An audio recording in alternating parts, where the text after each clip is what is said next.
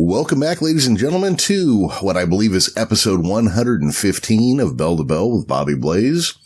I am your host, Professor Jeremy Vilmur, and joining us now, Arn Anderson's favorite enhancement talent, Double B, Bobby Blaze. What's happening, Bobby? Hey, man, I'm doing all right, I think, Professor. I tell you, man, Brother May was in town doing a tent revival the other day. Uh-huh. And, I hadn't seen Brother May for a while. I thought, I'll just go sit in the back, check out his act, check out his preaching, his sermon, hear what he has to say. And at the end, I kind of got wrapped up in it. I'm not going to lie. He started healing a few people, So I laid on the hands and all that. And I thought, well, man, I better go up there and just let him lay his hands on me. So I said, hey, Brother May, it's good to see you again. I said, I just want to know if you can maybe help me with my hearing. Well, man, he grabbed me by the head. I didn't know if he was going to headbutt me or what, but he grabbed me by the head and he started speaking in tongues, letting out all kinds. Then he grabbed me by the ears, and I didn't know if he was going to face fuck me or what, but he had me by the ears and he was just praying for my hearing, I got out of there. Everything went all right, And then a couple of days later, he was still in town. I guess he needed supplies or whatever. He ran into me. He said, hey, Brother Bob, he said, how's your hearing? I said, hell, I don't know. I don't go to court till Tuesday. Anyway, I'm here. I'm Double B. Bobby Blaze is on the mic with you. And I know we got a guest, Jeremy. We do have a guest this week from Widemen Can't Jump. And what do you do, Nate? Do you do color or play-by-play when you do wrestling matches? Usually color. And we got a radio show over there in the West Virginia area, I believe. Yes, sir. Generally a sports calling, sports watching, wrestling loving, dog owning zookeeper. We got Nate from Widemen Can't Jump. Yeah. Appreciate you guys having me on. I really do. I was going to say, I've been listening to the show from the beginning, so it's great to be on. And I was doing really great the other day, and then I got a call from my cousin, and she was telling me about how she had met this really great guy, and he had helped her out so much. But then he just kind of bailed on her at the food pantry, and we don't know what happened there. That little snavets. I tell you, man. Yeah. Damn her. Sue Bob, I know you're out there. No. Nate, can you figure out why I gave her the name Sue Bob by chance? It's as good as name as any around here in West Virginia. Exactly. Especially in Boone. I'd be lying. I'd be lying if I said I didn't know a couple of Sue Bobs. Oh, man. There you go. That's it, man. So, anyway, yeah. And also let me add this, Professor, and I know you all speak off the air sometimes, but I've had the pleasure to be around Nate in person quite a few times. And he's an all-around good guy, too, just so you know. All-around good guy, man. We got to do that burger place one day and have a beer together, Nate. Absolutely. I can't think of the burger-based place up there in Charleston, but we'll get to it one day, man. Yeah, I man. know we always do the Quaker steak and lube, what we always do. Oh, yeah. Love me some Quaker steak. Get them wings. Oh, man. Well, what's been going on, Nate? Just staying busy. Got enough on my plate because, Jeremy rattled off all the sports commentaries and, basketball season just ended for high school. So my calendar cleared up quite a bit.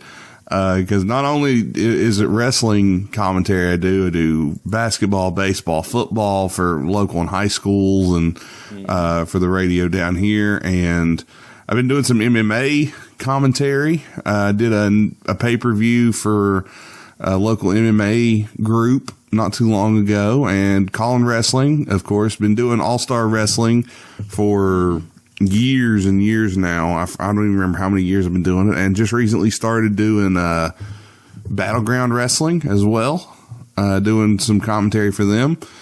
And I'm also writing for a magazine, or I guess it's a magazine, website called The Game Day, doing some sports writing here and there. And of course, Jeremy mentioned the radio show. We do a wrestling radio show once a month that we put out over on, on actual FM, not just podcasting. Yeah. Wow. We put out on FM radio, and just trying to keep, wrestling around here, because where I live, wrestling is a big deal. Like it used to be a big deal back in especially the Georgia days and Crockett and things like that. And we try to keep that little spirit alive. Of course, we talk more modern stuff now.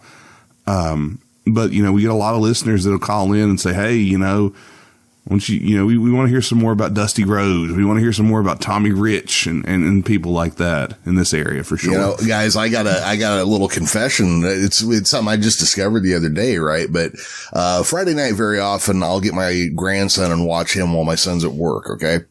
And then my son will come over about midnight and we'll usually sit up, have a couple beers, either watch some wrestling or listen to some music. And then, just kind of hang out for a bit. So the other night he's there and we're going through some stuff and he goes, I've never really seen a Dusty Rhodes match. I'm thinking, fuck, how did that happen?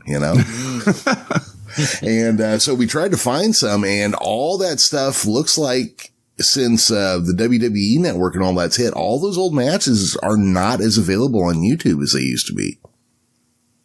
I was a little stunned by that. We managed to find like Superstar Billy Graham versus Dusty, which those were great. So I didn't mind picking those up. I showed him the Hard Times, promo, which you gotta see, And what's weird is like Micah is like steeped in pro wrestling history and lore. Like he knows all this shit. Like he was telling me a story about being downtown here one of the nights they were doing wrestling in a nightclub. And he was having a beer, sitting next to a guy talking to him. And when he got up and left, he realized it was Mustafa Saeed. And wow. Yeah. And I'm like, well, first off, how the fuck do you know who Mustafa Saeed is? Cause I know we never let you watch that shit when you were a kid, but it's just that thing that he's been around so much of it. And he's gone to these shows and set up rings and met all these guys. And he's just, he knows who these people are. And that's when I was stunned that I'd never really shown him Dusty Rhodes.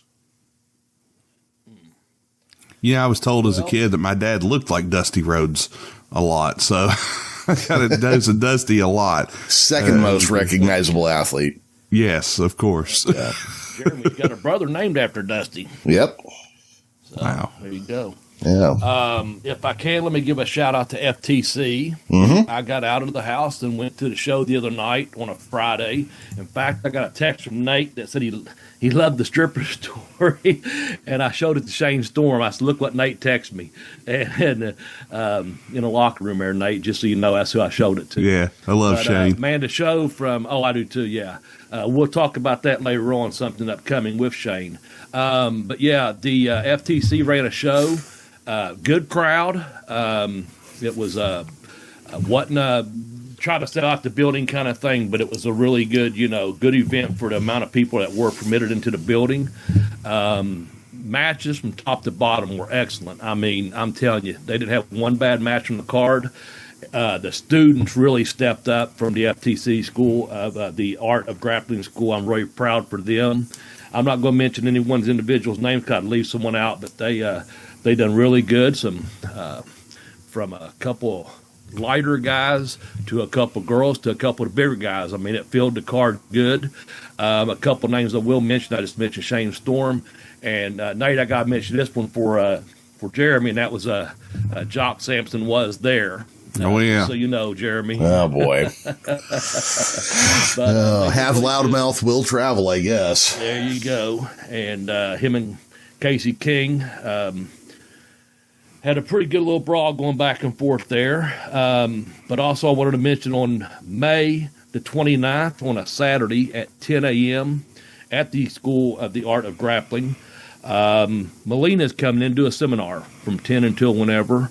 Imagine it'll be about 3 or 4 hour seminar, and we're glad to have her coming in. Jillian Hall is one of the instructors, as well as myself, and the owner, Joe Pace, is putting this thing together for the students. It's $20 if you're already a student of the School of Art of Grappling, or it's $40 if you're a professional wrestler that just wants to come and maybe get some more experience or come to a seminar. And I always advise people, these young wrestlers, get as much training as you can. Go to every one seminar that you can. You're helping supporting fellow wrestlers, but also you're advancing your career when you go to one of these. And that goes for anyone. I'm not just this one. That way you can learn from different people. I know they had Tom Pritchard in, Dr. Tom Pritchard in a few months back at a seminar in West Virginia, and several of the guys around here went to it. So just good stuff, man, that is happening, Nate, that I actually got back out to an event, man, and I went back up in the balcony. I was in a crow's nest, and I just watched a lot of matches. I kind of by myself. A couple guys come back, knew I was up there, said hi. But I'm telling you, after a year and a half of this shit that's going on, 19 months, whatever it's been, and I hadn't been to a show, I think a couple months prior to that, I have to say, man, it was really good just to get the hell out of the house and to go to something I really enjoyed. I didn't want to know the finishes or anything. I just really enjoyed the show as a wrestling fan. And, of course, being in the locker room, I enjoyed it as being one of the boys getting to talk to the house, to the guys and girls in the back. So good stuff, man. Maybe things are changing, Yeah. We'll see. Yeah, I got out of the house yesterday. I actually went to a bar and had a couple drinks with a friend of mine. Good for you. Which is weird after all this time of not doing that, right? Yeah. So, Bobby, how are you? Because I know you're pretty solid about wearing your mask all the time. How are you handling being out in public these days? Well, I still wear my mask. I wore it over there. I took it off a couple times for a couple pictures. I actually went, believe it or not, this morning. I went to have a coffee. I don't drink coffee. I'm off the caffeine for almost 2 years now, man.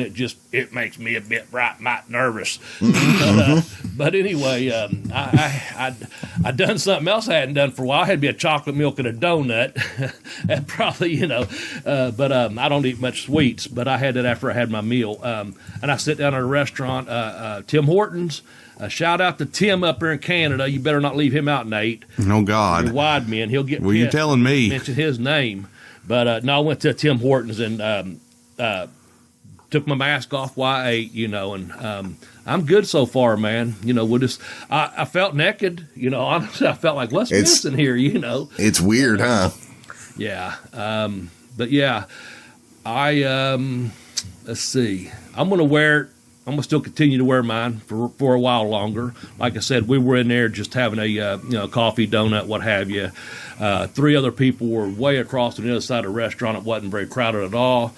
3 staff people were all in there, so I felt comfortable, So not going to be that big a freak about it, but, if I go to a show or what have you, I'll probably still wear one for a little while longer. Yeah, that's, yesterday I had one in my pocket, but I didn't really wear it. Yeah. Cause everybody's got, even though California quote unquote hasn't lifted our mask mandate, the CDC's put out that rules and everybody's just kind of leapfrogged. If you're vaccinated, fuck it. And I kind of feel that's how we probably should have treated it in the first place. Like if you're vaccinated, unless you're on a bus or a train or a plane, you can pretty much go back to normal. Everybody else, stay in your basement until you get vaccinated. We, Nate, I talked to people from West Virginia and the Ohio the other day because there's been a couple of changes up here. Now in Kentucky, we're making a few changes to the bars and restaurants opening up capacity after the Memorial Day weekend, but they're asking everyone to still, especially you got to do it, a doctor's office, hospitals, public transportation, etc. But up until, I think the goal here is to wear your mask until like June 16th, I think, is when the governor here's asked us to do that. So the governor here lifted the mandate the other day. That was on Friday, I think, wasn't it? Yeah, he said in a locker room. Yeah, he had Ohio and Kentucky, and Jock had opened his mouth about it. Of course, he did. Well, he was saying something about justice being more liberal or something than the wine, or vice versa, and I don't know I don't know who said what. But I do know that that we have the mask mandates lifted here, but I know a lot of companies are still mandating you wear them. I know Kroger was one. They said, we don't care what the CDC says, we're still going to require the mask.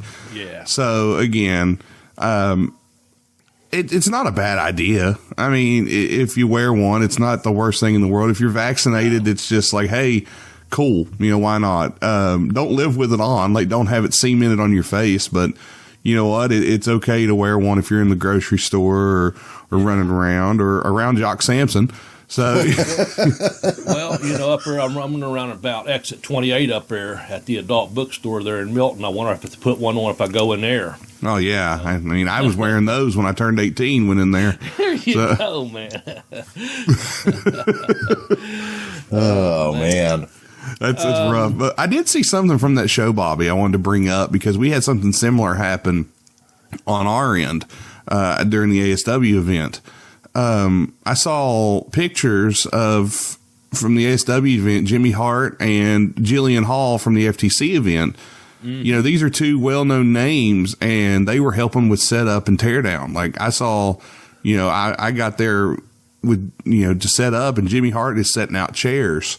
Yeah, Shane had told me. Yeah, and then Jillian, I saw her, you know, putting chairs up, and to me, that's just that shows the level of professional that some of these, you know, stars exude. Because, you know, Jimmy Hart, he doesn't have to do that. Jillian Hall doesn't have to do that, but they did. And I just thought that was really cool to see. Just leading by example. So I don't know Jimmy Hart, but everything I've ever seen from or heard about him, it seems to me like if you don't let him set up chairs, he's going to end up crawling the fucking walls and being on the ceiling or something. It's better to go ahead and let him do what he wants to do, because he ain't slowing down. I mean, Jimmy's like the nicest dude in the world. Yeah. He really is. And if he is at 78 years old, just the biggest barrel of energy. So you're right on that. And, you know, we were telling Jimmy, he's like, you know, Jimmy, you don't have to do that. And he was insisting. He's like, no, I love doing stuff like this. You know, I like to help. I like to be involved. He wants to stay busy. Up in, we used to do that Wayne Fest out there. And, we had him in. And that's a West Virginia phrase right there. Outwayne. Outwayne. There's two counties, 55 counties in West Virginia, and two of them start Vo, Owsley and Outwayne. But no, he does that, and I have to say, Jillian Hall has been very, very professional in helping these students, and she helped book that show the other day, and did an excellent job in the back, and did an excellent job with the students, and then afterwards, yes, they were. She was out there with the crew. Putting chairs up, man. Shane Storm brought it to my attention. So, that's just the level of commitment. I know, and I'm not patting myself on the back, but I got to the gym one day, and I just got up in the ring and was going to sweep it out, and someone yelled, "Hey, you don't have to do it." I said, "I know I don't have to." And I'm not doing it, telling you all that just to say I do that stuff too. I felt the connection, you know what I'm saying? Like, there was only a couple people there, and I knew they needed to tighten the ring ropes and sweep the, you know the thing when you go to train, you tighten your ropes back up and you sweep it out. And hell, I didn't think anyone was going to even, notice. And a couple guys said something, and I was like, and Jillian, they would, I was in there sweeping the ring because I wanted something to do while they were. I don't do the calisthenics and all the stuff like they do, once they start. But I wanted to have that ring ready for them, just out of respect, because that's your dojo, that's your home, And I didn't do it so someone would say, "Oh, I saw him sweeping the ring out." Just like I'm sure Jimmy didn't do it, so someone could say, "Oh, he's putting chairs out." I'm sure Jillian didn't do it hoping someone would take a picture going, "Look at her, she's picking chairs up." No, it's just a respect thing. It's just the respect in professional wrestling. That these young people do see veterans doing that kind of stuff, and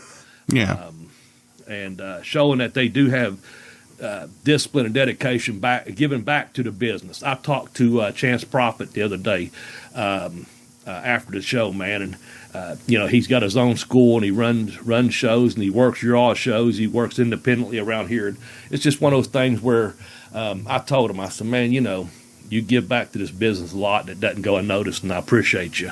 And we both had a couple words like that. Just, veterans talking in private, and it meant a lot to him, I think, coming from me. It was just a very mutual, respectful conversation that I appreciated. And all kidding aside, Jock Sampson and I, we spoke. We met at a JT Lightning show in Cleveland, Ohio in July of 2010 when JT's cancer was in remission.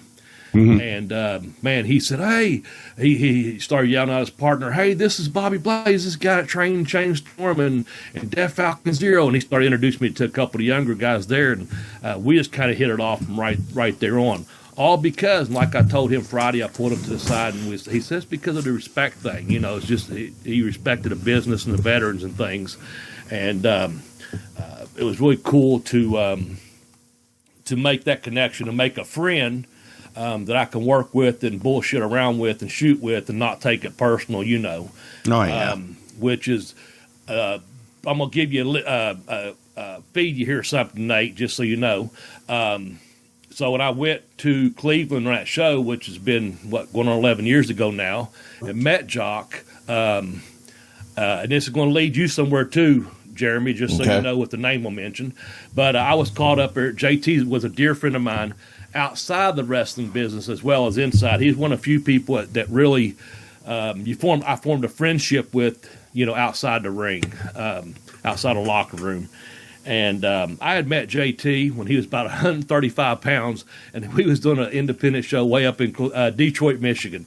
And he hadn't even ran his own shows yet or anything. And he was like just a Bobby Blaze mark at that time, he said. That's what he told me. Like, okay, you know. But because he watched Smoky Mountain Wrestling.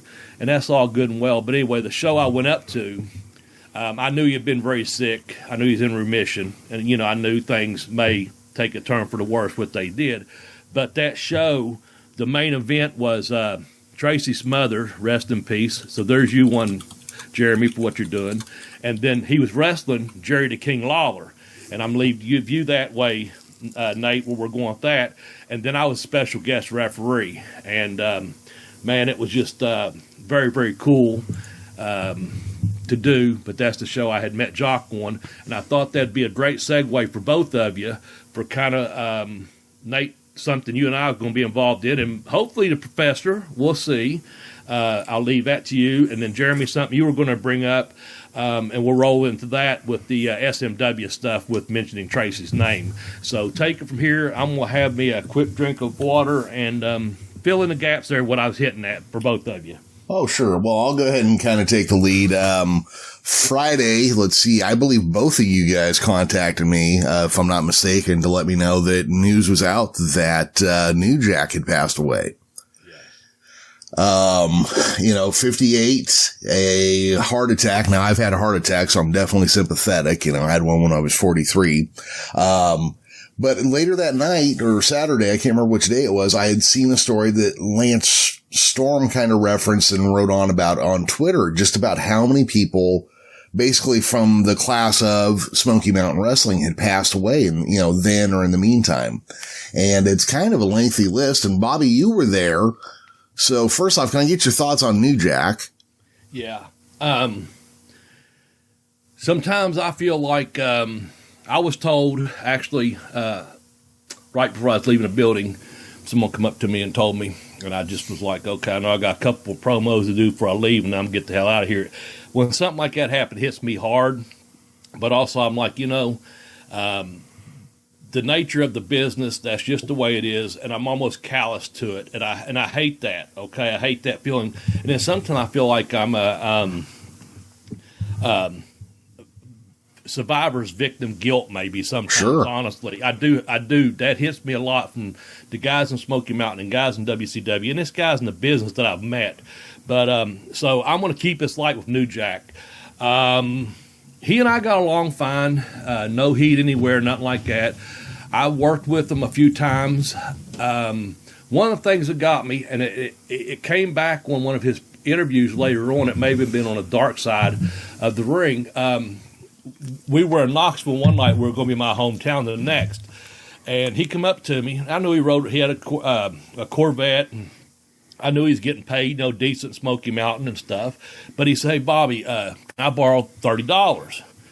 And I was just getting ready to leave the building, and I was like, you know, I know I had some money on me from gimmicks and this and that. Plus, I knew I was going home to my hometown, no hotel, just gas, and then I'd be running my own town the next day, so I'd have money coming in. You know, the worst thing I can do is lose $30 if the guy doesn't pay me back. You know? Yeah. But I thought two things. I thought, well, maybe the guy wants to get him some weed or some other party pleasantries or whatever.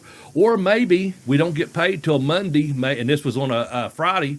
I said, maybe he just needs some gas money to get to town. I don't know. It's not for me to judge, you know. Mm-hmm. So I gave the guy $30. And I said, you know, and this way I am. I tell a guy, if he said, I'm going to pay you more, I said, you know what you do?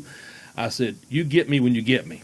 You know, that's the way I feel. It's $30. It's not $3,000. Yeah. So I was like, yeah, you know, Jack, just get me when you get me. And the next day, he came right to me and handed me $30, shook my hand. And I later found out he had tried to test guys like that to see if they would or they wouldn't. And I'm glad I gave it to him, man. You know, if that's one of his little things he had to do to, you know, to see if they was over with him or whatever, you know. But, yeah, something he just pulled on people, I guess, to, I don't know, maybe get a little bit of dominant position just to see, you know, if you know, this guy's going to give it to me or not. Yeah. I did. I had no problem about it. So with that said, I don't know which match it was because I actually wrestled New Jack Mustafa and D-Lo in 6-man tags, and I did it once with the Rock and Roll Express. It was me and Ricky and Robert against the Gangsters here in Ashland. And then the other one was, this was really hot, man. It was me and the Heavenly Bodies against the Gangsters.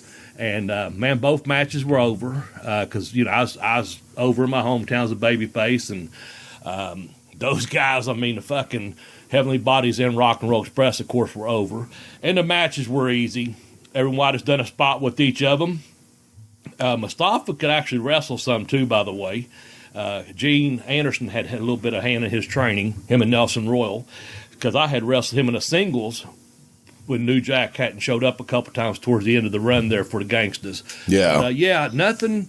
I have nothing bad to say about New Jack, man, other than, you know, him doing them. This not bad. I'm just saying him doing them crazy bumps and stuff at ECW and the mass transit deal and the deal of Gypsy Joe and all that. Hey, that's his deal, man. That's not stuff I'm into. You know what I'm saying? But hey, that's what they was into, so that's fine. But as far as man to man, Jack and I were good, and I just think it's and I'm that age, so I hate to hear another professional wrestler, especially someone I had personal contacts with. Hadn't seen him for quite a while, but still personal contacts with back in the day.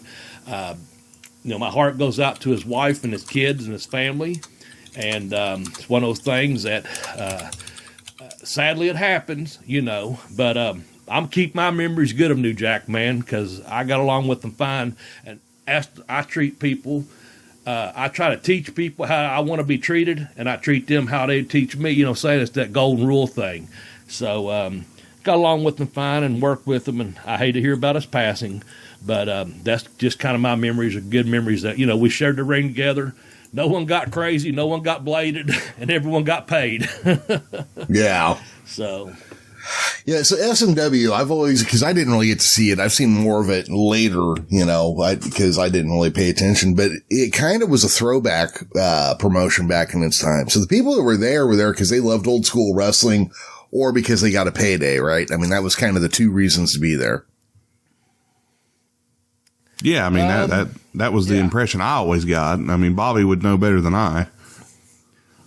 It was a good territory to work. I tried for 9 months to get there before I even got my tryout match. Yeah. And it ended up being a really, really good territory. I could be home 3 nights a week and, you know, go on the road for 3 or 4 nights a week. But it was funny. What I was booked for. And it was funny because Knoxville back in, you know, the 70s when it was, you know, Southeastern or Continental, you know, because they were the Fullers were involved there a lot. Yeah. And there's a shot for you. They were involved there, and it was a good territory back then. It's just whenever I think the split had happened with all the guys that threatened to expose the business, you know, there was a lot of guys involved in all that. And the Knoxville territory was just dead just because it had been through the wrestling wars. I believe that was one of the original incarnations of All-Star Wrestling had broke off from that, from Southeastern. And Then the whole issue was in Knoxville, Cornette had the great idea, hey, this was a day trip territory. You could spend all day down in the Smokies. It's a tourist attraction down just south of Johnson City, down into Pigeon Forge, Gatlinburg, and Cornette just has this great idea and just like, hey, let's open Knoxville back up. And, it's hour and a half up to Pikeville. You can hit up into, and the farthest trip, Bobby, if I'm not mistaken, Beckley probably?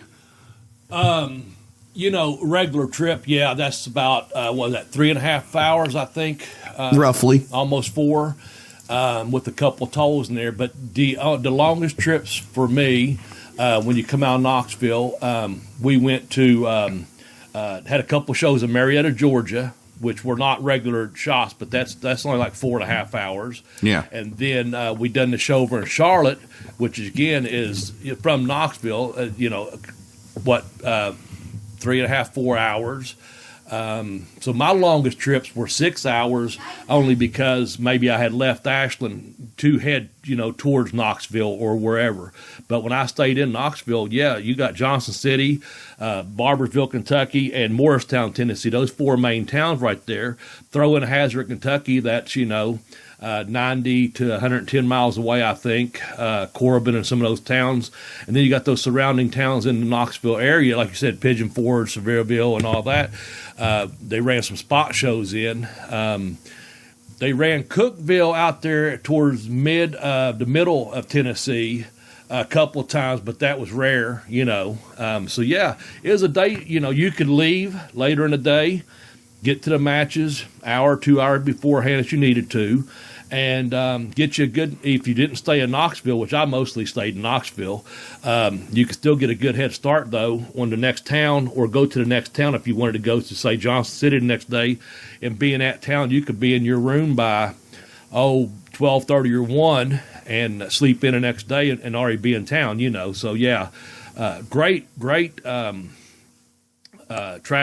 traveling territory. Not a lot of long trips. 4.5 hours probably would be your longest, like you said, other than they throw in some different towns here and there.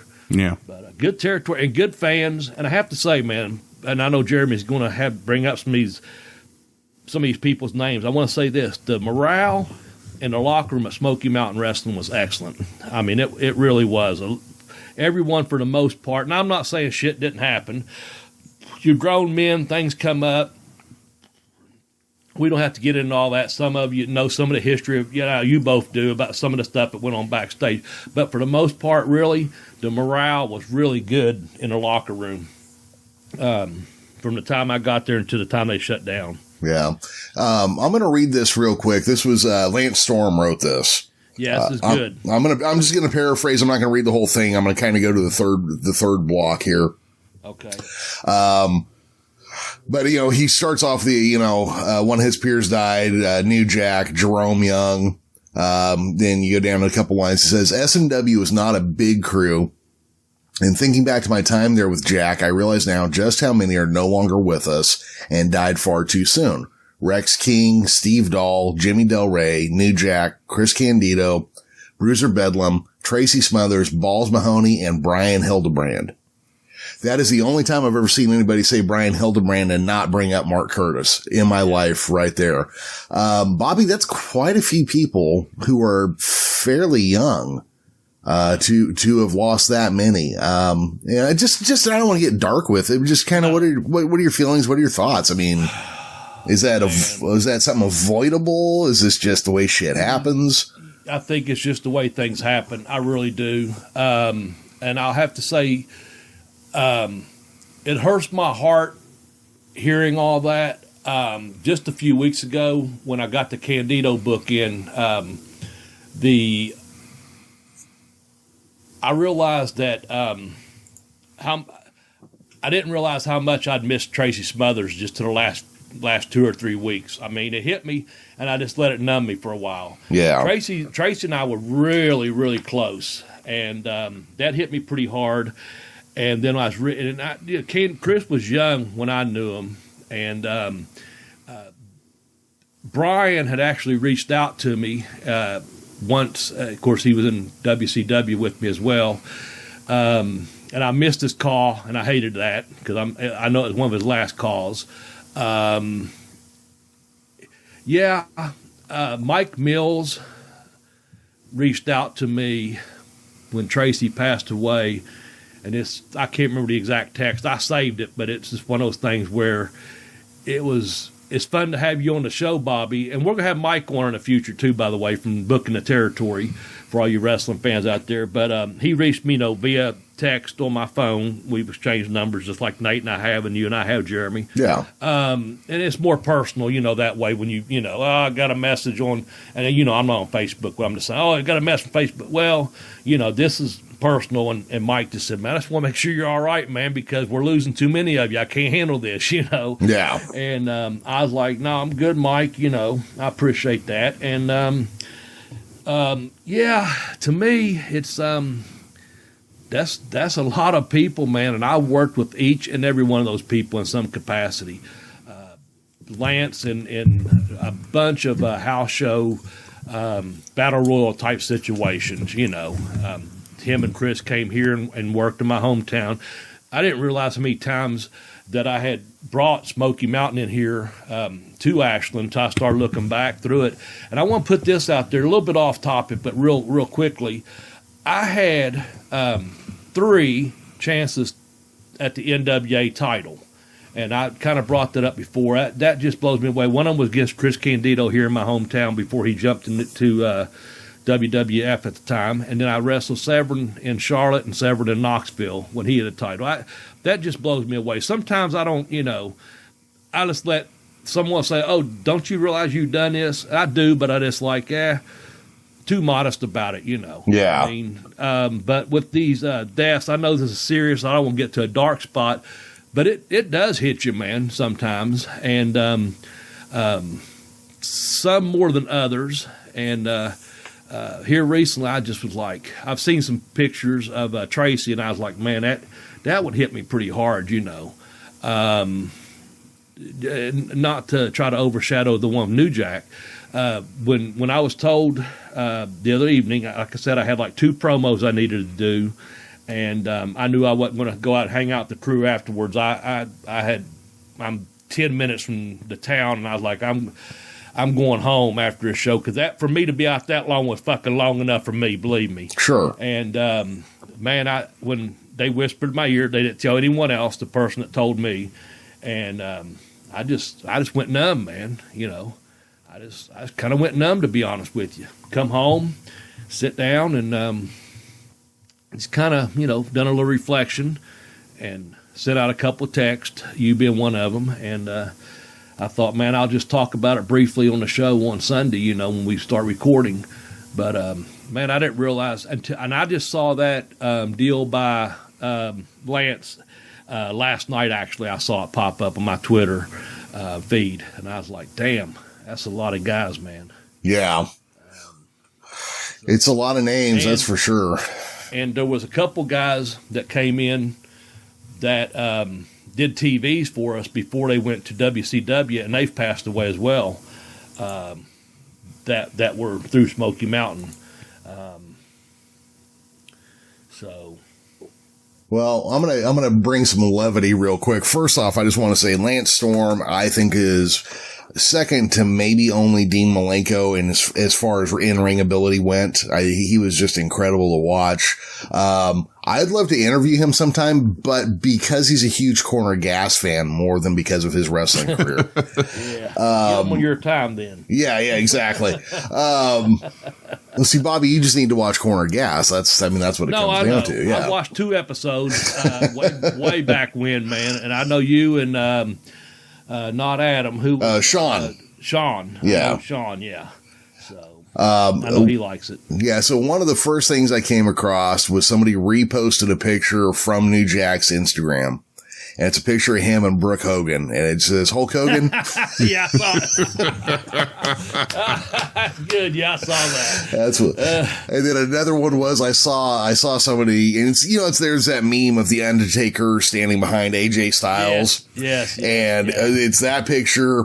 And on AJ Styles, it says mass transit in heaven. And then on the Undertaker, it just says New Jack. That's pretty good, man. That one kind of made me laugh. The only New Jack story I've got, because I never met him. It was one guy that we never crossed paths in this wrestling world. I'm in a group on Facebook. I'll leave out the name of it, the name of the group, but it's a very popular group and a lot of people. And New Jack was in it. And I was stunned that New Jack was in this group, right? Well, somebody had gone on there and had started trolling and had said fans of Jim Cornette, if you were a Jim Cornette fan, he challenged anybody to last 5 minutes with him for $3,000, right? On this post. And of course, people were calling him out. And then New Jack got on there and says, I'll do it. And then the guy deleted his Facebook and just disappeared. Yeah, I heard something about that. Yeah, I popped for that. I was like, yeah, I bet that dude ran from New Jack real quick. Oh, that's a smart move, man. Yeah. Yeah, definitely. Because, a lot of people say they don't give a fuck, but New Jack did not give a fuck. No, never did. And you know what? Never. And if he did, he never let you know about it. Yeah. That's, there's stuff he did that I look at and I'm just like, that's just not cool. But, like Bobby was saying, that's kind of between you guys. It's some shit you got to work out. For sure. Yeah. So let's see. Is there anything else we wanted to talk about? I had ideas in my head of topics to bring up, but when you just start bullshitting, that stuff kind of falls out. It's like Mike Tyson used to say, everybody's got a plan until they get hit in the face. That's true. Man. Yeah. That's true. Mike, Mike was more like, everybody got a plan until they get punched in the mouth. Yeah, you go ahead and make fun of him. I'll just sit over here and keep my mouth shut. I'll tell you what, if I run into Mike Tyson, he deserves to punch me. What? Who was it? Was it Chris Rock that got some heat with him? I think it was. Yeah. And, someone said, that's still Mike Tyson, man. That's still Mike Tyson. Oh, yeah. You got to watch what you say. Any man that stands there in his underwear with some tigers on his property, back in the day, like, that's a bad motherfucker. And, don't. He can do the movies. He can do the weed ranch that he's got and do all this. And he says he's mellow, but that's still fucking Mike Tyson. Yeah. No, for sure. Did you see him do the deal with Johnny Jones there, just like, I don't know, about a year and a half ago, they was kind of sparring, and he could have caught him a couple times and pulled his hands back from, it was like a lead up to one of the UFC fights. And Tyson's hand speed was just unfucking real, man. Like, still, oh, yeah. Tyson, holy shit, man. Tyson was one of those guys. He was never like the purest boxer, but he hit you, you knew it. Oh yeah, no, he was a slugger, is what he was. He was a fucking pound you down kind of guy. But his hands were fast, his feet were fast, and they hit you like you just got hit by an Abrams tank. Yeah, yeah. If you check, I don't know the exact year. I don't know if it was 87, 88, somewhere in that time. Anyway. There's a boxing promoter here, been around, owns Fitness World, been around since 1977, a guy named Corky Sire that's trained boxers. And he actually, he's had several successful ones through the years, but a guy from this area, Big Sam Scaff, actually boxed Tyson early on in his career. And it was a match over in England. And I'm not sure how long it lasted. I mean, it's first round. So when I say that, it was under 3 minutes. But I remember being in Sports Illustrated because people were talking about, Corky and Sam's picture was in the picture or in the magazine of, Sports Illustrated. And I just remember it saying the big Kentuckian bled for like 30 minutes after the match. And again, just kind of give them props where to do because a lot of people know Corky in this area. A lot of people, know Sam Scaff in this area. The older people do is what I was, getting at. But you can look that up, man. Tyson beat a guy from here on his way up is what I was getting at. And I know several boxers from this area that have done quite well. And but yeah, just see someone in Sports Illustrated, and at the time, that's when I was doing some teaching. I was trying to still break into wrestling, so that's why I was just throwing some dates out there as to when it could have been. Yeah, but yeah, that's just something like. Think about that. The Big Kentuckian bled for like 30 minutes after a match. I was like, holy shit. They pop it up some or pump it up or whatever. But also, if you see Tyson's interviews, anytime you talk about anyone, even though he's mellow now, but if you bring up Mitch Green, he tells that story about beating his ass out in the street, man. You all know that story, right? Where I guess he caught him they was out partying and caught him out at like a nightclub, and Tyson left there, and they ended up getting in a street fight, and he beat Tyson beat him again out in the street, and it was crazy. Check that out, that Mitch Green deal, because they had some serious heat, and I think Tyson still has that to this day, with them, some kind of heat there. So yeah, for sure. He's still Mike Tyson. That's the thing. Yeah, it's it's like I talk a lot of shit. It's Mike Tyson's one of those guys. Like, you know what? Just in case, I'm not going to say a thing. I'm just, Well, just in case, Mike, I apologize. Just because I don't want to walk into the Beckley Armory and see Mike Tyson sitting up in the bleachers and go, yeah, that's him. Yeah. Well, there's that segue I gave you a while ago, Nate, on Beckley on August the 7th. We spoke about Jerry Lawler earlier. I'm just going to say this. Jerry the King Lawler, I have nothing but respect for you. A lot of time has passed, but August 7th, man, I'm going to be in a corner of Shane Storm, and he says, he's going to give you all the respect in the world as well. Well, here's the thing. I'm not going to call Lawler Kingfish or, any of those other names, Queen Lawler, nothing like that. We're going to give you the respect you deserve. But I'm going to be in Shane Storm's corner August 7th in Beckley, and I'll let Nate tell you maybe some more about the matches. But also I've been informed, Nate, and you can verify this. I just found this out Friday, and I'm not sure how this is going to play out. Mm-hmm. Speaking of enforcers, so I guess in addition to me being in Shane Storm's corner against Jerry Lawler, I guess Dennis Condry's going to be there as some kind of ringside enforcer. Have you heard this? Yeah, that's what I heard. Okay. I hope that popped Jeremy, because I just found out Friday and I was going to wait till I talk to you about it. So what's the deal, man? Let me in on it. Well, I mean, all I know right now is I've heard Dennis Condry's going to be the enforcer. That's legitimately all I know at this point in time. Well, that's all I heard too, and I'm like, wait a minute here, man. I'm just going to manage Shane. This is a hands-off situation here. So, wait, do Shane Storm and the King have more heat than I realize? Apparently. Jesus. Yeah, so. Yeah, this is not the King's first appearance in All-Star Wrestling either, by the way. He was he was there many years ago at the Logan Memorial Fieldhouse, and was managed by Baby Doll. And if I'm not mistaken, I believe he actually beat Madman Pondo in a one-on-one match.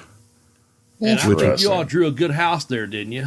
Yeah. At the time, I was a fan. I actually bought a ticket to that. I know some people that drove up from here, the couple guys you promote down here. I didn't go up with them. I was having some health issues at that time, but Kerry and him went up there. And I think you all they had a really good crowd when he showed up there. Yeah, that was years and years ago. In Beckley on August 7th, we're looking for a good crowd. I know my brother, he had to leave town, and he come by to have dinner with me the other evening, and he come in, and he was popping for Shane, man. He was really excited that Shane Storm had this opportunity to get the wrestle of Jerry the King Lawler. And I'm happy for him, too. I really am. And all kidding aside, like I did my promo, Lawler, it's been a long time since we've seen each other. And he's wrestled so many people in so many places, he's not going to remember me. But I know this. I know I beat him one night in Knoxville, and I whispered in Shane Storm's ear a little bit, and maybe I've told Shane Storm the key to beating Jerry the King Lawler. We'll just have to wait and see on August the 7th. And what this Dennis Condry, how that plays in, I don't know, but I'm honored to be a part of it. But we'll just see, because I'm double A's. That's the enforcer right there. favorite enhancement talent. But on that night, in August 7th, I'm not trying to be anyone's enhancement talent. I'm there to help my main man, Shane Storm, defeat Jerry the King Lawler. Yeah, he's Mr. Saturday Night. Bobby Blaze that night. That's right. Yeah, we'll see. But I do know that some of the other matches, Matt Cardona, which was formerly Zack Ryder, will be taking on Brian Myers, formerly Kurt Hawkins, now both in TNA. They'll be in Beckley having a one-on-one match. That's all I know so far. Mm-hmm. But I, from what I've been told, there's more to come. So we'll see. Well, I would hope there's more than 2 matches on the show, especially if I'm considering flying out there from California. You know? Well, I mean, there's going to be more. Apparently, there's more stars in being involved. Oh, I see what you're saying. Okay. I don't know though. I don't know anything else. So. Well, I've already been told I can't. I've already been told I can't chase girls while I'm there because I'll be fucking somebody's cousin if I catch one. I mean, so would I. So. They make good practice, okay? If we get Jeremy out here, Nate, I almost texted you the other day and got caught up in a show. And not trying to put you on a spot or anything, but Gary's a really good dude. ASW is a really good. They bring in quality wrestling matches, man. Every show they have is quality wrestling matches. If Jeremy comes in, if the good professor comes in, I'd like to have him, if we could, ring announce at least one match. I think it'd be really cool to have him, to get up there and announce, one match. Doesn't have to be anything I'm involved in, but I think it'd be to hear his voice. The people from the West Virginia, Beckley area, Southern West Virginia, Eastern Kentucky, Southern Ohio, whatever, whoever makes it out to that show. Hell, we might have people driving up from Tennessee and Virginia as well, I would imagine. Oh, yeah, Beckley's not far from Virginia. Not the Carolinas, yeah.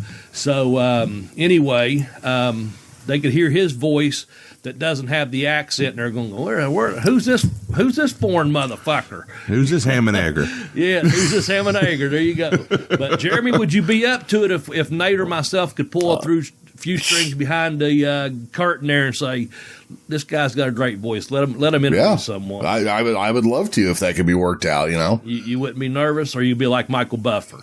You got to remember, I have interviewed the creator of the Teenage Mutant Ninja Turtles in front of an audience of 500. I have interviewed actors, actresses in front of live audiences. I don't really get nervous unless I'm wearing socks while I'm naked. Well, as long as you're not wearing fucking socks and sandals, cocksucker. I never wear sandals. Bobby, there's like a weird, like this, I got this old school fucking like weird macho mentality. I don't wear shorts. I don't wear fucking sandals. Little boys wear shit like that, not grown men, That's right. I'm with you, man. I'm with you. Well, I once interviewed Bobby Blaze in front of an empty concession stand, so nobody should ever be worried about my being nervous. So. Yeah. Well, you know what? That's a trick right there. I've actually learned that from little brief stints trying comedy or trying to try comedy. If you can play an empty room, you get the shit licked. Yeah. Yeah. And being a musician for so many years, I know all about playing the empty rooms. Mm-hmm. We were better than Last Call, man. They were like, just put that band on, let them play. They'll clear this place out. We'll be out of here by 2. Oh man! Yeah, but one thing I do want to mention is your guys' Hall of Fame episode, and I'm sorry if I'm dragging out here. I'm just enjoying just shooting the breeze with you guys. I think it's a good time. Your Hall of Fame episode, I really enjoyed how you guys laid that out, and I thought it was interesting some of your choices that went in. I was very surprised to see Ricky Steamboat make it in, but you know what? When you explained he goes in, it did make a lot of sense. Cool. And Steamboat was just in for the All-Star Wrestling event with Jimmy Hart not too long ago. Mm-hmm. And Steamboat, by the way, if you've never met him, just one of the nicest people in the world. Just genuine good guy. But, when you look at his contributions to the wrestling business, I think he gets overlooked a lot. Yeah. And I think a lot of that has to do with the fact that he bounced back and forth between WWE or F and WCW and the NWA. So I think it's good you guys were able to point that out because he was having matches in WCW at a time when nobody was watching WCW. Yeah. Like you go back and watch him and Rick Rude or him and a young Steve Austin and, the U.S. title matches. And man, he was just having matches that were unbelievable. So I'm glad you guys mentioned Ricky Steamboat. I really, I'm a big Steamboat fan. We're going to revisit that in a few months. We haven't decided if we're going to do it at 3-month mark or the 6-month mark, but we've already got a couple people in mind for the wrestler and for the heel, actually. So I'm still putting in my vote here. This is my public vote that means next to nothing. I'm still lobbying for Great Muta KG Muto. I'm throwing that in there.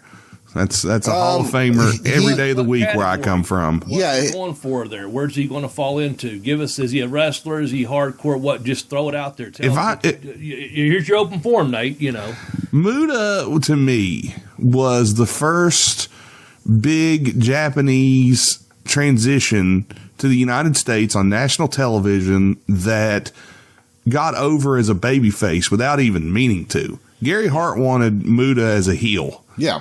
And it worked for a while, but he was so cool and so different, and the way he moved in the ring, the snap elbows, the handsprings, and of course the moonsault, and just the look, the appeal, the mist. Yeah, he probably stole a lot of that from Kabuki, but it was just his execution and the things he could do. Valid points. You know what? Go ahead. I have to say that Keiji Muto is the only guy I've ever seen do the handspring elbow into the corner that looked like it would work, because he doesn't stop at the end and shuffle.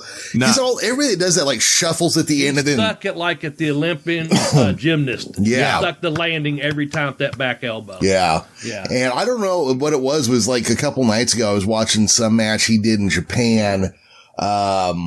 In the last, 15, 20 years, maybe. It was maybe 15, 20 years ago. And dude's trapezoids are as big as a fucking Buick. He got, some knee replacements or something. I don't know what happened. I know he had bad knees for a while. But he was at WrestleCade down in Winston-Salem. I know Bobby and I have been there. And he wrestled on the WrestleCade show. He had, an open challenge. And he wrestled George South. Mm-hmm. And listen, George South is the only guy I know who could get his own mother to boo him. He can get heat with anybody. Yeah. And that's from a guy who doesn't cuss. He doesn't. Yeah. It's the most amazing thing I've ever seen. Best guys out there in the world, man. He is. Yeah. Loves Journey too, by the way. Don't ever speak bad about Journey. I watched him give Down the Road to somebody for saying something about Journey one time, and I just thought that was hilarious. But yeah, he and George South had a little, 6-8 minute match. And of course they didn't lock up till 5 minutes in, but it was good. And just the way Muta would hit the ropes, not even because he had that little, when he hit him. He did. And he would just come off the ropes, and then the elbow drop that he would do just used to pop me as a kid. And I'm like, nobody does an elbow drop like that. Yeah. And nobody should try, because it's just something that he does. Yeah. He's one of the only wrestlers in history to ever hold the IWGP, the All Japan, and the Pro Wrestling Noah Heavyweight Championships, all three. I mean, he was an NWA champion. I mean, he's done it all. And so I just have that vote for him. And of course, he did some tag team wrestling. I know he was in the finals, I believe, of the tournament from Starrcade, the international tag team tournament. I forget who his partner was, but he had made it to the finals. He was in the NWO. I mean, with Masachono. So points, man. We'll have to consider that. And I'm going to throw this out. As I was leaving the building the other day, as soon as you started speaking, I thought, well, he's going to mention this other person. I was speaking to Jock and Shane, and they put over Bobby Heenan. And of course. He was in, our Hall of Fame. Well, yeah. As soon as you said Muta, it makes me think, well, and I'm not saying we're going to go with it, but we've worked it out to where we're going to do a couple of these, second, third, whatever. But Gary Hart, man, we had a lot of people, good feedback on that episode of how in-depth we went on that deep dive on Gary Hart. I'm not saying we haven't discussed this. This is first. I'm going to say, Jeremy, that may be our manager this time. We don't know. Yeah. You know, I mean, we Gary Hart discussed the wrestler and the heel. I think that's the only two we've discussed. Is that correct, Professor? Those are the only two I can think of right now. Yeah. So Gary Hart was one of those guys. Something else there, Nate. Gary Hart was one of those guys that when you guys did your episode, I didn't know anything about him. I said, I just know he was on the booking committee, and I know he was a manager for a while and did a lot in Dallas. And I'll be honest with you, every time you do a world class episode, I learn a lot because I didn't grow up watching a lot of world class. Just, based on where I live and my age. Yeah. I'm just 31. So, world class was a thing of the past by the time I was born. But I learned a lot from that episode, and I was able to, you guys kind of put it out there, I was able to get a hold of his book, like his actual book. Yeah. And post that to us again. Send that to the Bell to Bell one or to me. Okay. On Twitter, folks. Nate, you can give yours out. I'm on Twitter at Bell to Bell Bobby Blaze 744. Jeremy's at the Geekish Cast, but we got that Bell to Bell Blaze page that Jeremy runs. Post that book, man, because you sent me a picture of it, and I wanted to post it, and I didn't without your permission. But and I know Jeremy got it too via text. You sent me a lot of your books or your bookshelf. I'm top for it, by the way. But yeah, me and Jeremy talked. I think we talked off air just a few weeks ago that you had that book. Well, good for you, man. Yeah. Good for you. Even though I kind of feel like you're rubbing it in a little bit. Yeah, you heel prick. Well, a little bit, but isn't the color guy supposed to be the heel, right? This is true. But, Okay. But I was able to get a copy of it and I started going through it, and this guy's story is insane. And all I can think of, though, every time I hear Gary Hart mentioned is Jim Cornette's impression where he's going, "Would you like some corn, brother?" He's eating the popcorn. So okay, so this, because I have New Jack on my mind this weekend. I remember I saw New Jack on a YouTube show about Gary Hart. And he goes, and New Jack says, if you took your blind black grandma and put her by a TV and Gary Hart was on there, she'd go, "Who is that smooth black man on TV?" I did hear that. Oh, that cracked me up when I heard that. Can I throw out one thing for your Hall of Fame? And I think it would need to be, I think it would be cool to add, because I think there's a lot you could throw in there.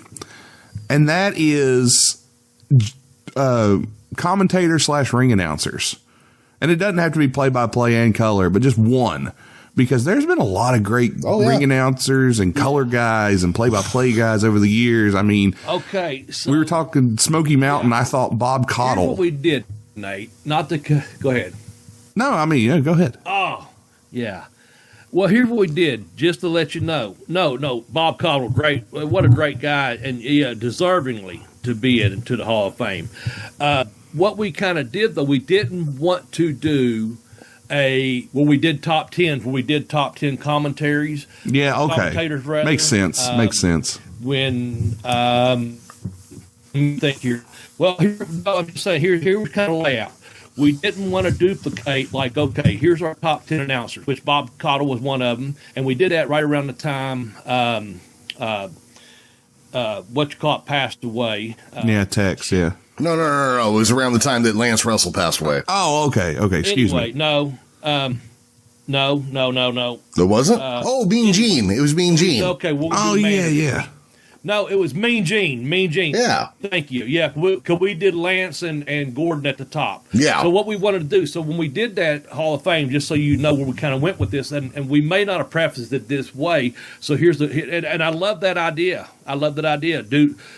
Do a color. We need to probably do a color commentary. So or an announcer or play-by-play man or what have you, like you said. We just didn't want to be like, okay, here's a top 10, and it'd be a duplicate of the top 10 commentator or the top 10 heels or the top 10 baby faces. So we were kind of going that way with it. And also the second thing was this. We were trying to be 100% legit, as we said, but we also wanted to bring in a couple of names that we haven't we knew our fans would appreciate, but we hadn't spoken a lot about, i.e. Ricky Steamboat, Yeah. for the babyface category. So yeah, it's not out of the question that this next time we do one again, now maybe 2 or 3 months down the line, or when we do it, that we don't throw in the color commentary. And I think that's commentator. I think that's a great idea. And it's not to say we won't add a category or what have you. That was just that was for that program because we wanted to set it up. Hopefully, something we can revisit like 2 to 3 times per year, and get feedback like you're giving us like that, which has been excellent, with Muda and adding a color commentator, etc. So yeah, appreciate the feedback, man. Oh, again, I'm not trying to change what you guys are doing. It's we just do know this, and if you feel free to help us. No. I know exactly. You're fine, man. We know we have a couple top 10s coming. We know we have a year end coming that we're going to do, and we know we have a Hall of Fame we're going to do again, 78 back in Thanksgiving and Christmas for those specials. You like when we do a particular year? Yeah, I do. I'm surprised you haven't done one that really would interest me would be 86. 86. 86. I think 86 would be a cool year. We may do one between now and here. I don't know what year, but we're doing one. Yeah, we know what year. We're doing 1976 around the 4th of July. That'd be good. The year of 76. Yeah. So 86, you're saying visit that. Okay. I think that would be a cool one. I like 80. Visiting. 86 was a big year for Crockett. I mean, Vince was getting ready to do WrestleMania, had just done WrestleMania 2. You're getting close to the Hogan-Andre feud. Mm-hmm. I mean, there was a lot of really cool stuff going on back then at that time.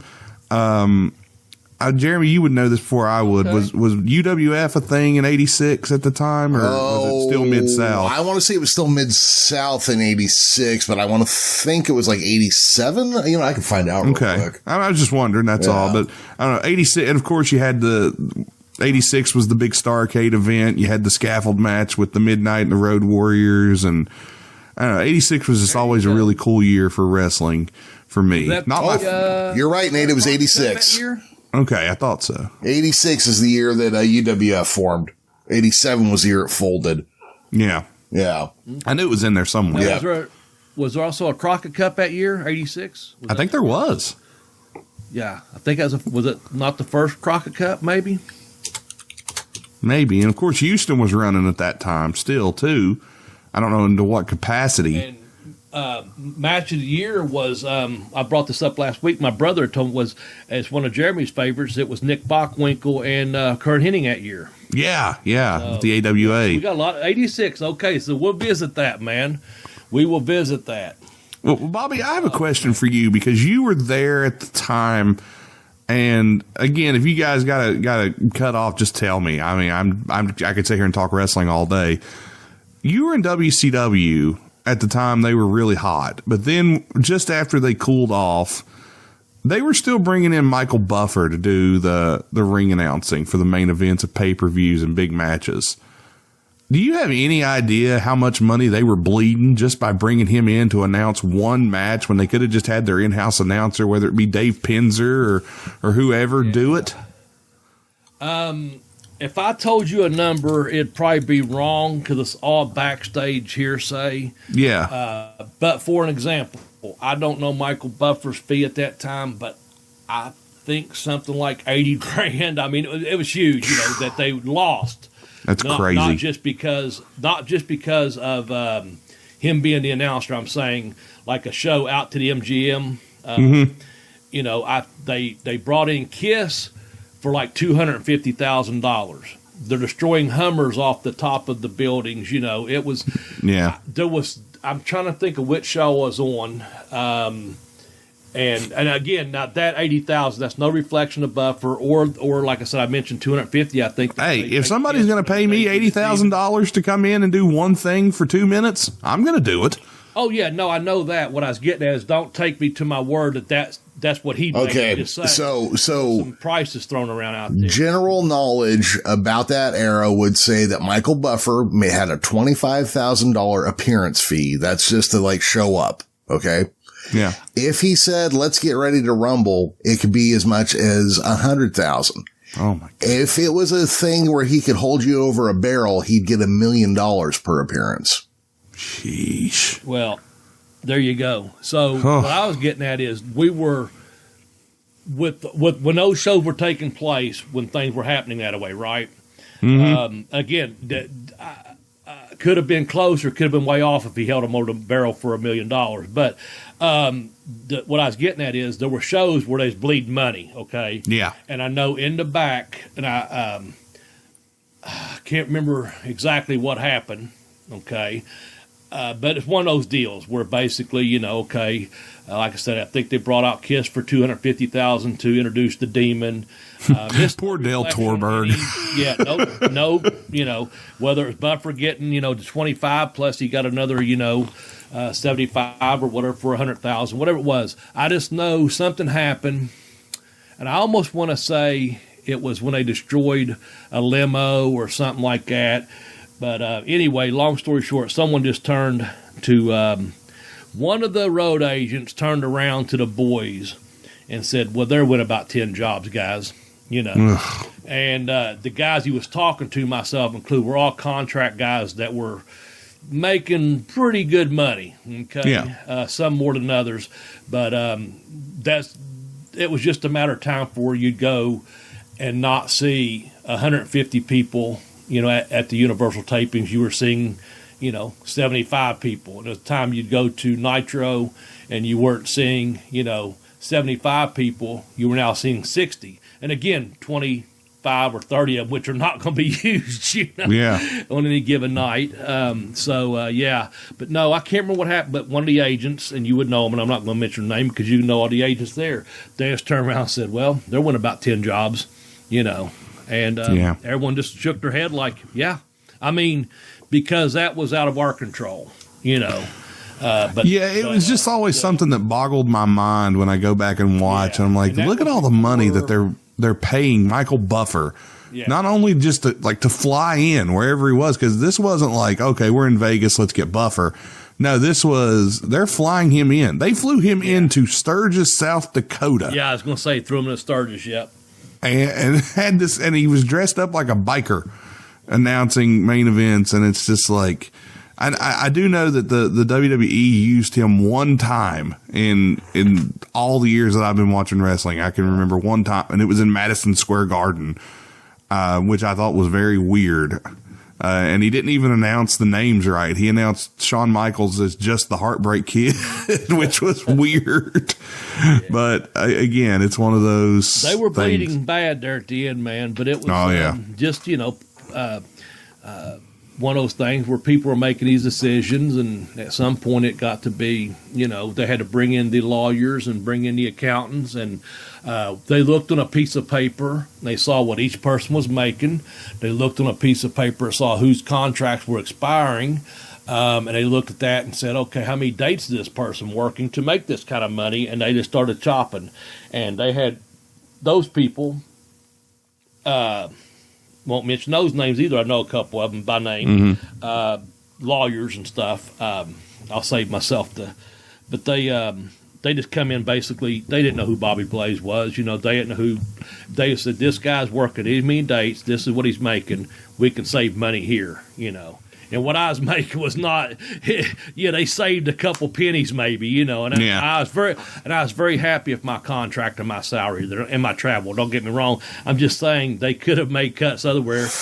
I like bringing a Buffer in, saying, okay, you know what, Pinzer, get out there and do it, or what have you.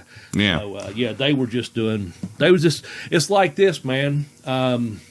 Basically, you got a checkbook that belongs to someone else, so you can write the checks. Whereas Vince McMahon, that's his checkbook, and he's writing the checks, and he knows where that money's going. That's kind of the way I equate it. Someone had Ted Turner's checkbook, and they were saying, "Hey, here we go. It's not my money. It's not my loss. Now we're going to try hard, but also if I lose it, guess what? It's not mine." Whereas Vince was like, they beat him a couple weeks there in the ratings war and stuff. He's going, this is my fucking money, and I'm going to win in the end. You'll see. And he's doing his deal, and we all know what happened, He could have won a lot quicker if he'd have signed Bobby Blaze and put the belt on him. That's what I say. I don't know about that. I know this the day after my contract expired and my 90 days were up, I got a call, and I was talking to him very, very serious. Not Vince himself, but as the chain of command goes, and it just didn't work out. Could have went and done TVs, and that just didn't work out. And partly that was my fault. Now I take full responsibility for it. The one deal I just wasn't ready to do, and the other one was like it just a decision you make, and it was looking back, it could have been made if it went the other way. I might prolong something for a couple of years that's coming anyway. I was heading to the wrong side of 40. So anyway, do what you got to do. Well, speaking of doing what we got to do, Bobby, no, first you got to sell some books, man.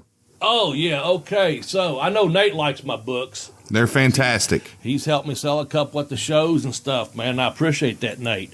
No problem. Yes, so I've got 2 books in paperback that are available on Amazon. But what the good professor has done, he's made a couple of shortcuts that if you use these shortcuts, you can go purchase my books. And this show, the Bell to Bell with Bobby Blaze podcast, gets a little bit of a kickback.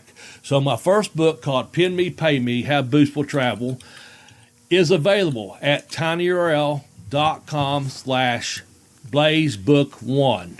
And that has a story about me winning a Smoky Mountain title in it.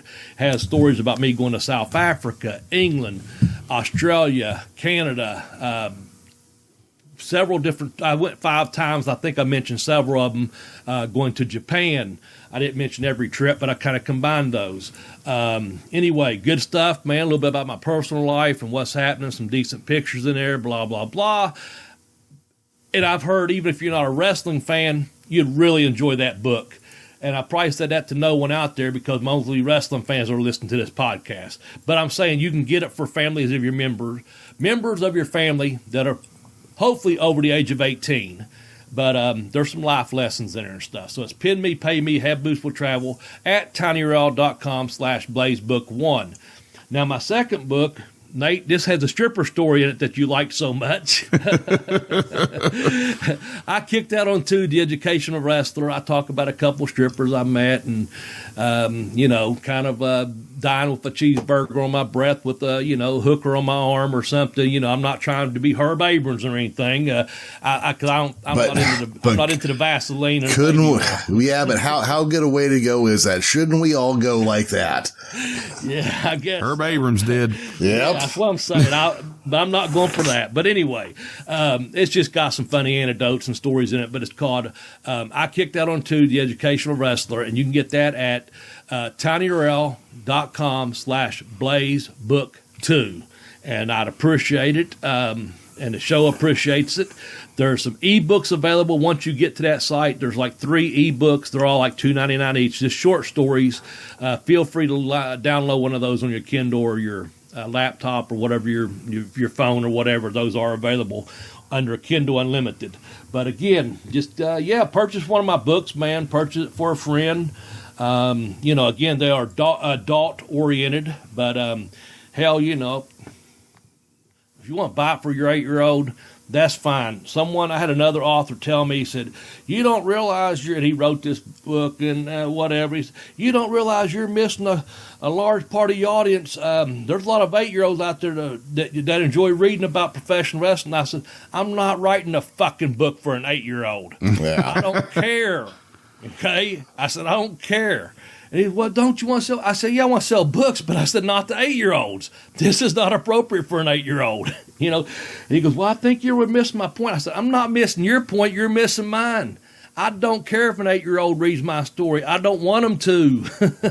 When they get 18, they can read it. This is adult shit, man. This is the real world out there. This is guys in locker rooms talking. This is guys on the road talking. This is hot toy entertainment. Okay? With professional wrestling.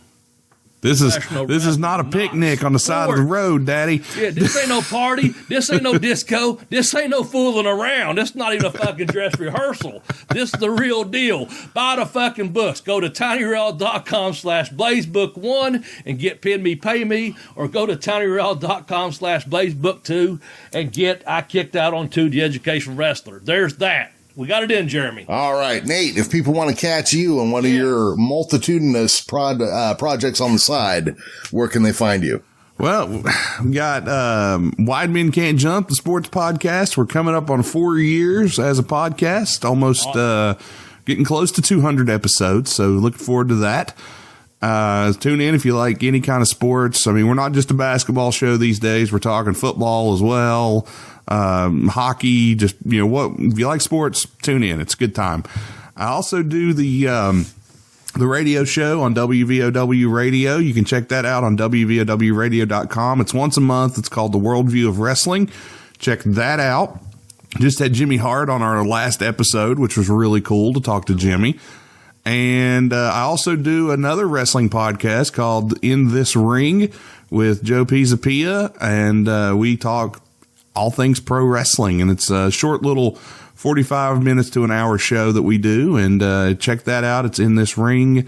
It's part of the In This League podcast network, and if you like to read any sports betting, I'm on Sports Writer at thegameday.com for betting advice on sports. So I think that's everything I do.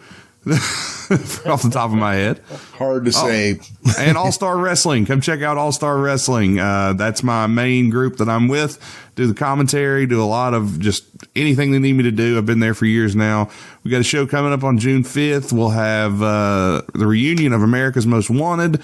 Swoggle will be there. Brian Myers will be in the house. Davey Richards is going to be there. And then, of course, the big one in Beckley on August 7th. The first one will be in Madison, West Virginia. The second one, Beckley, at the Raleigh County Convention. It's the Beckley Armory. Check it out. All-Star Wrestling. Venue that is, by the way. Yes, it is. I think that's everything. Well, you kind of remind me. I know this guy, Dominic, and he is the founder and bassist for a punk band called Tsunami Bomb. He is also a comic book writer and artist who publishes his own comics. He also has a job on the side where he designs album covers for punk bands. He also ran 4 or 5 podcasts simultaneously at the same time when I met him. Yep. And one was with Shotzi Blackheart back before I even knew who she was. Nice. And so he and I just kind of randomly met at a convention, and then I had him on Geekish Cast, and that show was still on. And every time he'd come on, he had like 4 new projects. I'm like, when the fuck do you have time? So Nate, when the fuck do you have time to do all this stuff? Not only that, but I also do You're a parent. I am. Yeah. I am, and I work radio. I work at a radio station 6 days a week, and even on top of that, I even do some audio editing for audiobooks. I've been doing that for a while too. So. Oh wow. Yeah. I mean, sleep when you're dead, right? I guess. Yeah. That's why you get texts that's why you get texts from me at 3 a.m. That explains it, because I'm always like, how the fuck is this guy not asleep? You know. I stay busy. Being on the show, Nate. Really, I appreciate you guys having me. It's been fun, and I really enjoyed it. And again, I've listened to every single episode of the show, and it's a part of, like, I had to go through, because my schedule was so busy, I had to unsubscribe from countless podcasts that I was listening to, and the only ones I kept were Cornette shows and you guys. So that was the only ones I felt were must listen. Oh, so, all right. Well, we do appreciate that. Nah, I love it. Love the show. And Tim up in Canada loves it as well. Oh, he'll be jealous that I'm on. We should all say hi to the Tim Dombrova up there in Canada. Yes. Yeah. And hey, Tim, not sure. Man, let's get us a box together and ship it down here to Nate of some Wonder Bars and some chips and some other stuff, and maybe Nate and I can put some stuff together in a box and send you. Yeah. Because that was taking place. I mentioned that only because that was taking place right when COVID hit. We were working on like kind of a box exchange, if I'm not mistaken. Okay. So if you're getting go from there, if you're getting stuff shipped down from Canada, you got to get the all dressed potato chips. Already have. Okay. Old Dutch version all dressed potato chips are the greatest potato chips you'll ever have. Yeah, you got to get those. Give me a Wonder Bar, goddammit. Oh, you have to get actual Canadian maple syrup. Okay, I can get that. And then one of the things I always have, either when I go up to Canada or when I have friends come back down from Canada, I always get a 6-pack of Molson Canadian in the white cans. Okay. And Send me a Wonder Bar, damn it. I actually got to send him up some stuff. I send him Doritos. His son's a big Dorito fan, and they've only got like 3 or 4 different flavors up there, and I send him all the random flavors from down here. If he don't get I don't know if they get moon pie up there, but I might put some moon pie in there. But if not, you know what I'm going to send him, man? I send out to people sometimes. Yeah. Nate, I'm sure you're familiar with them. I'm not sure if you are familiar with Mount California, Jeremy.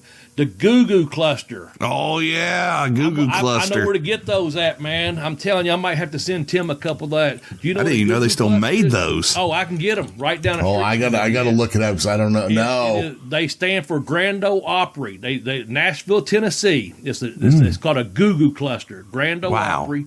And the original is peanuts, has the peanuts, chocolate, and stuff. But you can also get one with some pecans in it. That comes in a gold package. Yeah. I've had those. Yeah, they're good. I'm going for the old school. Oh, yeah, the pecan, you can't go wrong with pecan or pecan syrup or any of that stuff, But I still like the original white package, Nashville, Tennessee, Grand Ole Opry, Goo Goo Cluster. So, Tim, send me a Wonder Bar and some of those chips Nate was talking about. And I'll those are the best. Goo Goo Clusters. You don't get them, Nate, near you? I mean, maybe if I looked a little closer. Okay. But I haven't really looked lately. Tractor Supply has them. Oh, then, yeah, there's one right up the hill from me Tractor here. Supply has them, man. Okay. They're a seasonal thing, so, check them out now because they may not. It may be more towards Christmas. See, I wish I could send Tim and Jeremy even, Bobby, because you'll know this, the West Virginia specialty. I wish I could send them a pepperoni roll. Oh God, yeah, there you go. Yeah, well, those are the bomb. Yeah, that's a West Virginia treat, Jeremy. What are you going to do at 3:00 in the morning at an all-night gas station? Get a fucking pepperoni roll and a bottle of Pepsi and roll on. That's it, man. Yeah, okay. There's a huge page on it right here, and it's a thing very particular to West Virginia. But Nate, because of my heart condition, I cannot eat that much sodium. Oh, really? Yeah. Well, that's a letdown. So, I'm on like 8 different blood pressure meds because my natural resting blood pressure is 211 over like 115. Yeah, that's not good. Yeah. Oh, man. Somebody double up the Zestrial for Jeremy. Yeah. No, it's ridiculously high, and I gotta like watch all the salt and everything I eat, and it's now if I know I'm gonna have something like this, I can prep and I can skip all sorts of other shit for a while to have one of these though. Yeah. One pepperoni roll, man. It's worth skipping a couple of things. What'd you say, Nate? They're pretty good. Yeah. They're pretty good. You just got to make sure you get one that's not nothing but bread. Right. You got to have a good. Doughy, you don't want one too doughy. Exactly. Okay. Exactly. But if you come out this way, Jeremy, I'll hook you up. Okay. I'll hook you up. I'll make you a homemade one. Well, see, so I got things I like to do when I travel, and food and booze are like my 2 things that I like to check out the most. We got to take you to Hillbilly Hot Dogs. I mean, whatever the local fare is. See, that's one of the reasons I loved Vancouver so much, because you could literally walk a 20-mile straight line and just go bar, restaurant, cafe, bar, restaurant, cafe, bar, restaurant, cafe. Nice. Yeah. About 20 miles apart between here, bar, cafe, restaurant. Yeah, really. We put all the bars in places where the cops don't want to go. I was going to say 4 or 5 churches in a row. Oh, yeah. Maybe a fast food restaurant. 3 banks in a row. Well, it's a liquor store. Bobby, it is very important to me to have access to churches when I travel. It's Well, then you're coming to the right place. The buckle of the Bible Belt. Did you know I actually live next to the town that is the per capita church capital of America? Wow. Turlock, California. Yeah. I'm surprised. Yep. Because there's enough churches around here. I figured it would definitely be right here. Yep. Nope. It's, see, you guys, what it is down there is you guys have like, Southern Baptist, First Baptist, Second Baptist. You're all like kind of clustered, right? Yeah. Up here, we've got, Eastern Orthodox, Catholics, Baptists, Mennonites, Assyrian churches. So we've got all these religions, and then each with like a temple, like every other block, and then a Sikh temple here and this, that, and the other. So we've got a very diverse number of religions all real close together in Turlock. And I live in what is the Bible Belt of California. Ah, okay. Yeah. Guys, I think we are going to wrap up right here because I have a feeling we could bullshit like this till midnight, and I'm not editing a fucking 10-hour show. I understand. Out what you have to, man. Cut out what you have to. Yeah, cut out what you need to. It's just guys having a good time. When we're off the air, I do have one thing I want to tell you guys. Sure thing. Well, let me go ahead and do the wrap up real quick. Bobby, you got anything to say before we wrap up? No, my normal stuff, man. Listen, seriously, take care of each other out there. Be careful out there, still guys and girls. And then more importantly, excuse me, take care of yourself, man. Take care of your own mental health. I have to tell myself that. That's why I do it every week as a reminder to myself as well. Don't be so damn hard on yourself. And cut yourself some slack sometimes, man. And when you're dealing with your own mental health, take care of yourself. Nate, anything to say before we go? Bobby, you really need to go pick my cousin up from that food pantry. She can't walk with all that milk and bread. As soon as I get $40, I will. Well, that all being said, anybody listening, if you know Lance Storm, have him get a hold of me. I'd love to talk to him about corner gas sometime.